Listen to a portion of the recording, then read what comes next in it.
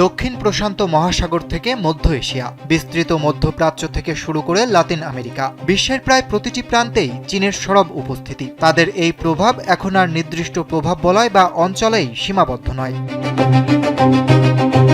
বৈশ্বিক আধিপত্যের লক্ষ্যে চীন তাদের প্রধান সক্ষমতা উৎপাদনশীলতাকে ব্যবহার করেছে। বর্তমান বিশ্বের মোট উৎপাদিত পণ্যের প্রায় 1/3 তৈরি হয় চীনে। বেইজিং ভবিষ্যৎকে নিজের দখলে রাখতে বিশ্বের রেয়ার আর্থ বা বিরল খনিজের বৃহত্তম অংশ নিশ্চিত করে নিজেদের শীর্ষস্থানে নিয়ে গেছে।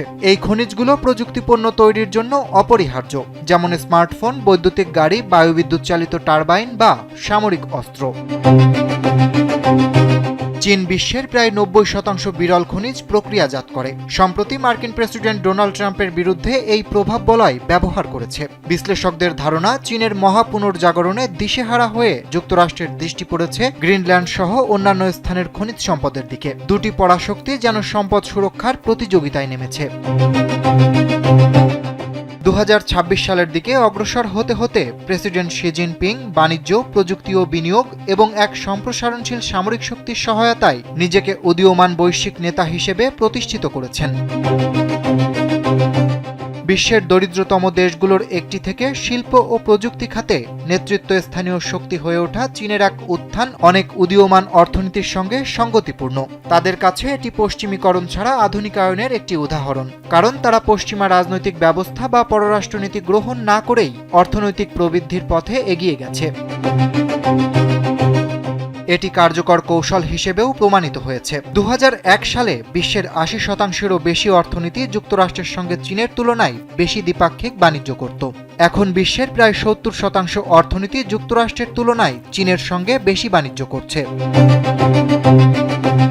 বেইজিং উন্নয়নকেও অগ্রাধিকার দিয়েছে এবং তাদের বেল্ট অ্যান্ড রোড ইনিশিয়েটিভের অংশ হিসেবে উদীয়মান অর্থনীতিগুলোতে ব্যাপক বিনিয়োগ করেছে। এটি এক বিশাল বৈশ্বিক অবকাঠামো প্রকল্প, যার লক্ষ্য চীনা বিনিয়োগে নির্মিত বন্দর, রেলপথ, সড়ক ও জ্বালানি প্রকল্পের মাধ্যমে এশিয়া, ইউরোপ ও আফ্রিকাকে স্থল ও সমুদ্র পথে যুক্ত করা।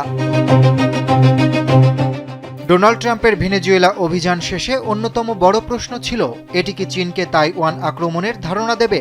কিন্তু চীন স্বশাসিত এই দ্বীপটিকে নিজেদের অভ্যন্তরীণ বিষয় হিসেবে দেখে। বিশ্লেষকদের ধারণা, চীন তার বর্তমান কৌশলই চালিয়ে যাবে, অর্থাৎ চাপ প্রয়োগ করে তাইওয়ানের জনগণকে ক্লান্ত করে তোলা, যার লক্ষ্য হল তাইওয়ানকে আলোচনার টেবিলে নিয়ে আসা। শি জিনপিংয়ের সবসময় স্বপ্ন ছিল চীনা জাতির মহা পুনর্জাগরণ। গেল বছরের সামরিক কুচকাওয়াজে তিনি সেনাদের দিকে তাকিয়ে বলেছিলেন, চীনের উত্থান অপ্রতিরোধ্য। তিনি এমন এক বিশ্ব চান যা চীনকে সম্মান এবং অনুসরণ করবে, এবং ডোনাল্ড ট্রাম্পের আমলে বৈশ্বিক অস্থিরতাকে তিনি রূপান্তরের সময় হিসেবেও অভিহিত করেছেন। শি জিনপিং স্পষ্ট বার্তা দিয়েছেন, বিশ্ব এখন এক সংক্রমণের মোড়ে দাঁড়িয়ে আছে এবং চীনই পথ দেখানোর সর্বোত্তম অবস্থানে রয়েছে। অরিত্র বাসু, কালবেলা।